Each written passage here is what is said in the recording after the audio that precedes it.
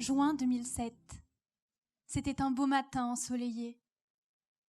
Comme tous les jours, la petite Assia sortit dans son jardin, dans lequel on retrouvait des fleurs aux couleurs différentes, aux parfums distincts, aux formes diverses et variées. Un arrosoir à la main, elle s'approcha de la magnifique fleur blanche dont elle avait pris l'habitude de s'occuper et l'arrosa soigneusement avant de partir à l'école. Ce jour-là, le maître demanda à chacun des élèves quel était leur plus grand rêve. Quand vint le tour d'Assia, c'est sans aucune hésitation qu'elle répondit « Je veux que ma petite fleur vive pour toujours ».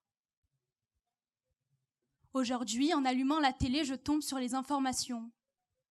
J'apprends que des humains sont enfermés dans des camps du fait de leur religion. Je zappe. La famine fait rage en Somalie, je zappe.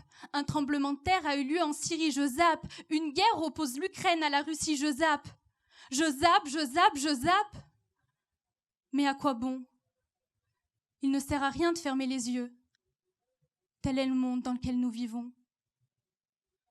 Alors, dans l'espoir d'oublier tout cela, je me dirige dans le jardin pour prendre soin de ma petite fleur. Finalement, j'aurais mieux fait de garder les yeux fermés. Ma petite fleur a fané. Quand je lève les yeux au ciel, le temps a tourné. Mon joli jardin, illuminé par les rayons du soleil, est désormais assombri par le poids étouffant de gros nuages gris. Mais il n'y a pas que les nuages qui m'étouffent, non. Tout autour de moi, les fleurs aux multiples couleurs ont laissé place à un environnement hostile. J'entends le cri des hommes, celui des mourants, les hennissements des chevaux, les crépitements des fusils d'assaut, les tirs des grenades et des mortiers. Je vois tous ces hommes s'entretuer. Alors que je croise le regard de certains d'entre eux, je constate que les nuages ne se sont pas contentés de chasser le soleil. L'espoir semble lui aussi avoir déguerpi.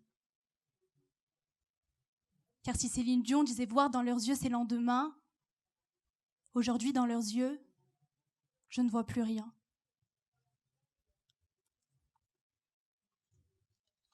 Mais alors que je pense à mon tour fermer les yeux pour toujours, que je pense que l'espoir a définitivement disparu, je l'aperçois.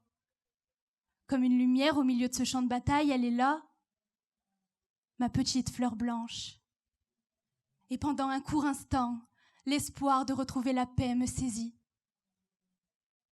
Seulement, Spinoza l'avait bien dit, la paix n'est pas seulement l'absence de guerre, et c'est alors qu'une autre forme de combat s'offre à moi. Si ce ne sont plus les fumées émises par les armes qui m'étouffent, c'est la pollution. Me voilà prise au piège, encerclée par tous ces arbres qui partent en fumée. Les animaux tentent de s'échapper, mais les hommes les en empêchent, se nourrissant du spectacle qui se déroule sous leurs yeux. On consomme, on détruit. Monsieur Guterres nous avait pourtant avertis.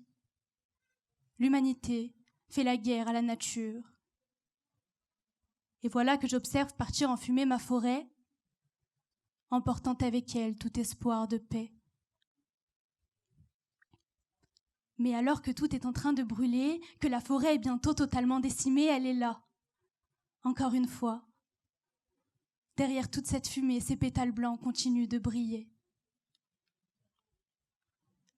Me voilà à présent dans un carrefour, mais aucun des chemins ne mène à la paix. À ma droite, les tirs fusent, à ma gauche, la forêt brûle. Peu importe où je regarde, les combats font rage. Tout autour de moi, l'espoir est nul.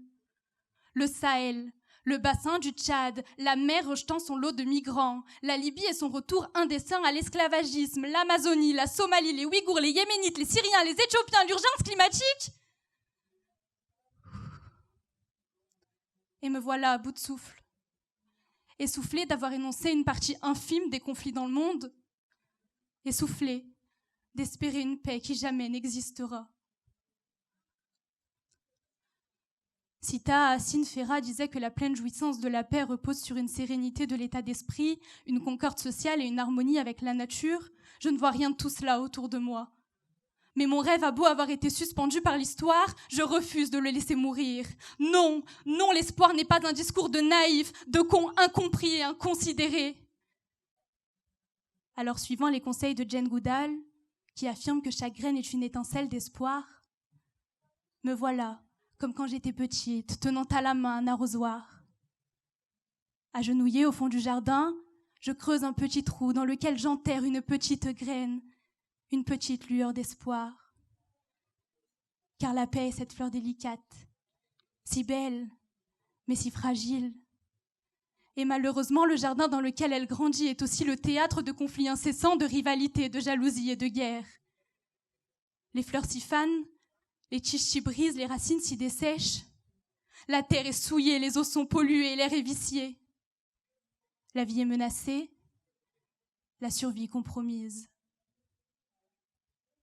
Pourtant, il suffit de peu de choses pour que ce jardin retrouve toute sa beauté. Il suffit d'un peu de soleil, de pluie, de soin, d'amour. Et c'est alors qu'au fil des jours, je commence à l'apercevoir. D'abord, une tige aussi verte que l'espoir, puis bientôt ses pétales se feront voir. Blancs, comme la paix. Alors quand on me demande « Assia, quel est ton plus grand rêve ?» je continue de répondre « Je veux que ma petite fleur vive pour toujours. » Merci.